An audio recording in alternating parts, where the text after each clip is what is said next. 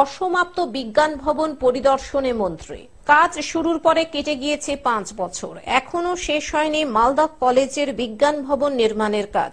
রবিবার সকালে অসমাপ্ত বিজ্ঞান ভবন পরিদর্শন করলেন উত্তরবঙ্গ উন্নয়ন দফতরের মন্ত্রী উদয়ন গুহ।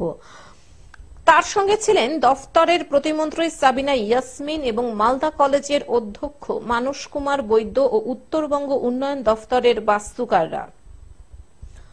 অসমাপ্ত বিজ্ঞান ভবন নির্মাণের কাজ দ্রুত শেষের আশ্বাস দেন মন্ত্রী উদয়ন। এরপরে সাংবাদিকদের মুখোমুখি হয়ে বিরোধীদের প্রতি বিস্ফোরক মন্তব্য করেন তিনি।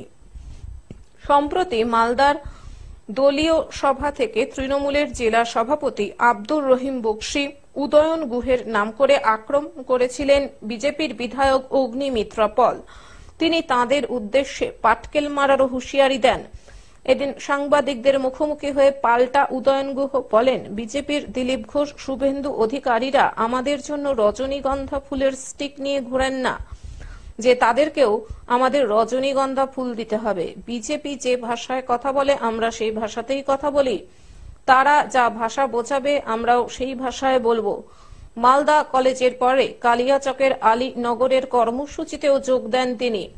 পরবর্তীকালে আমরা যখন দায়িত্বে আসি, আমরা এটা খবর পেয়ে যে কাজটা শেষ করতে হবে, এতগুলো টাকা এখানে ইনভেস্ট করা হয়েছে, সেটা যদি এই অবস্থায় থাকে তার বিজ্ঞাপনটা ভালো হয় না। সেই জন্য আমরা ঠিক করেছি অ্যাটলিস্ট যেটা যে পর্যন্ত হয়েছে সেটাকে ফিনিশ করার, করে এটাকে ব্যবহারের উপযোগী করে তোলা। পরে ধীরে ধীরে যে প্ল্যানটা আছে সেটাকে নিয়ে কিভাবে কি করা যায় সেগুলো দেখা হবে, কিন্তু আপাতত এটাকে ব্যবহার করার মতন অবস্থায় নিয়ে আসতে হবে এবং নিয়ে এলে পরে কলেজেরও ভালো হবে, স্টুডেন্টদেরও ভালো হবে। এবং এটা এই যে কাজ হচ্ছে আমাদের, এই টাকাটা পড়ে থাকাটা তো ঠিক হচ্ছিল না। আমরা আরো কিছু কিছু ছোটখাটো সমস্যা আছে, যেমন এখানে জল জমে যায়।